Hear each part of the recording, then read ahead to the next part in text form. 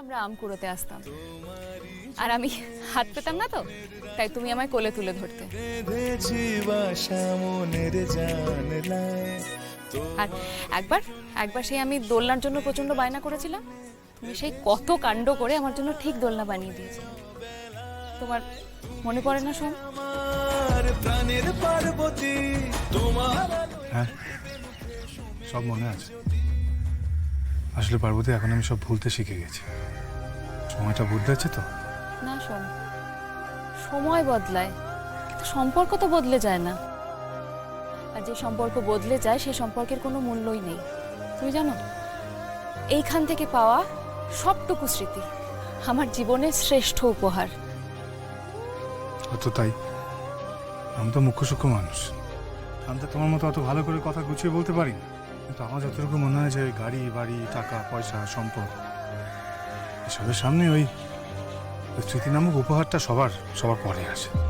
না সোম, স্মৃতির থেকে বড় আমাদের জীবনে আর কিচ্ছু নেই। অতীতের কিছু স্মৃতি আমাদেরকে ভরিয়ে রাখে আনন্দে, আর কিছু স্মৃতি শুধু আমাদের হতাশা দেয়।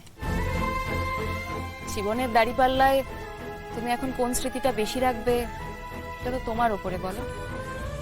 এই দেখো না, রত্নার আশীর্বাদ নিয়ে আজকে যা কিছু হলো, তুমি যদি সেই স্মৃতি নিয়ে বসে থাকো তাহলে তো হতাশা ছাড়া তুমি আর কিচ্ছু পাবে না। আমিও তো এখান থেকে যাওয়ার সময় একটু সুখের স্মৃতি বহন করে নিয়ে যেতে পারবো, কিন্তু আমার বোন রত্না, ওর মনের ভেতর তো কোনো সুখের স্মৃতি নেই। শুধুই দুঃখ, রাগ, অভিমান, হতাশা, কান্না কাটি, এই স্মৃতিগুলি তোর মনে আছে। না সোম, আমি রত্নার সাথে কথা বলেছি, ও খুব শক্ত মনের মেয়ে, ও এত সহজে ভেঙে পড়বে না, বিশ্বাস করো। তুমি যদি ভেঙে পড়ো তাহলে তো ওকে আর সামলানো যাবে না। তুমি বুঝতে পারো না, তোমার 4 বোনের জন্য তুমিই ওদের পৃথিবী। তুমি যদি ভেঙে পড়ো, তুমি যদি হাল ছেড়ে দাও, ওরাও তো ভেঙে পড়বে। তাহলে তাহলে আমি কি করবো বলো? বিশেষ করে পার্বতী, আমি অনেক চেষ্টা করেছি, মন থেকে অনেক চেষ্টা করেছিলাম, কিন্তু আমি পারিনি। আমি অপারগ, বলো। আমার দ্বারা হয়ে ওঠে, আমি তো হেরে গেলাম পার্বতী। এটা হেরে যাওয়া নয় সোম, তুমি যদি এখন চেষ্টা করাটাই ছেড়ে দাও সেটা হবে হেরে যাওয়া। আর রত্না কেন, তোমার 4 বোনেরই ভীষণ ভালো বিয়ে হবে। আমি ঈশ্বরের কাছে প্রার্থনা করব।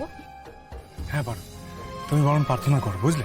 তুমি প্রার্থনা করো, বলো যেন আমার 4 বোনের খুব ভালো বিয়ে হয়, খুব বড় ঘরে বিয়ে হয়, খুব ভালো করে বিয়ে হয়।